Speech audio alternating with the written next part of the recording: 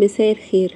قشر التوم اوعي ترميه، هنستفيد منه وهنعمله توم باودر لطول السنة. هنخزن التوم الباودر وهيقعد معاكي طول السنة، من السنة للسنة. والفيديو اللي فات عملنا تخزين وتفريز التوم، جبنا توم الابيض او الاحمر وفرزناه مع بعض وخزناه. هسيب لكم لينك الفيديو تحت في صندوق الوصف للي حابب يشوفه طبعا. ومعانا النهارده التوم الباودر، هنخزن التوم الباودر وهنعمله مع بعض. هعرفك ازاي ان انت تعملي طريقة عمل التوم الباودر من قشر التوم. بصوا، والجديد بقى احنا هنعمله في الميكرويف، ده الجديد. يعني انا عايزه اقولك اني ولا هنشغل فرن ولا هنتعب نفسنا ولا هياخد معانا وقت خالص. ده هو عندك ميكرويف، خلاص عندك توم باودر. هنشغل الميكرويف، هنحطه بس على دقيقتين. هتحطي التوم على صينيه او يعني اي طبق بيدخل الميكرويف. طبعا تخلي بالك من في حاجات مخصصه للميكرويف. بدخله لمجرد دقيقتين او دقيقه ونص وبفتح عليه وبشوفه. بيتحمص معايا زي ما انت شايفه كده. وحابه تغمقيه عن كده اوكي، حابه ان انت تخليه توم فاتح اوكي زي ما انت شايفه كده. وبنضربه في الكبه، سوري في المطحنه.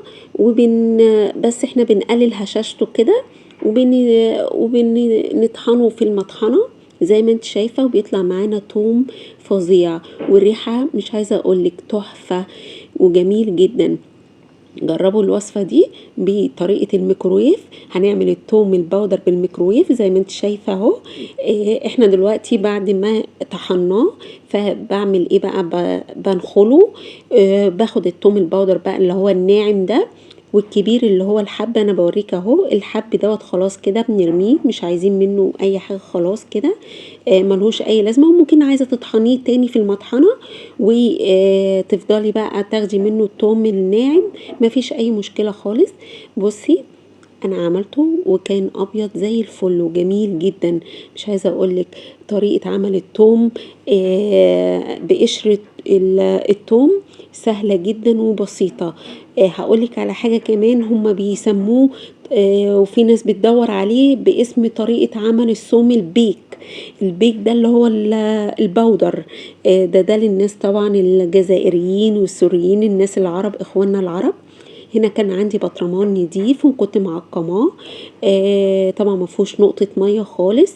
بعبيه فيه. عندك اي بطرمان متوفر عندك بس يكون محكم عشان الريحه بتاعته ما تطرش. وطبعا بنحتفظ بيه في التلاجة. افضل احتفاظ بيه في التوم الباودر هو التلاجة، ما تسيبوش بره لانه هيفقد ريحته وهيفقد طعمه. بصوا انا بعبيه، ملا معايا البطرمان كله بجد، بيقعد معايا انا من السنه للسنه. انا كنت عامله السنه اللي فاتت والله بقى بتاع حوالي اقل من نص شويه لسه كان موجود، وعملت البطرمان دوت كمان. بصوا عايزه اقول لكم ده في التتبيلات تحفه. في الاكلات الفراخ والحاجات اللي انت بتتبليها بتحطي منه شويه كده بيبقى طعمه تحفه وجميل والريحه بتاعته فواحه. وما تنسوش اللايك والاشتراك في القناه وكومنت منكم جميل يسعدني. بصوا ابيض وجميل ازاي.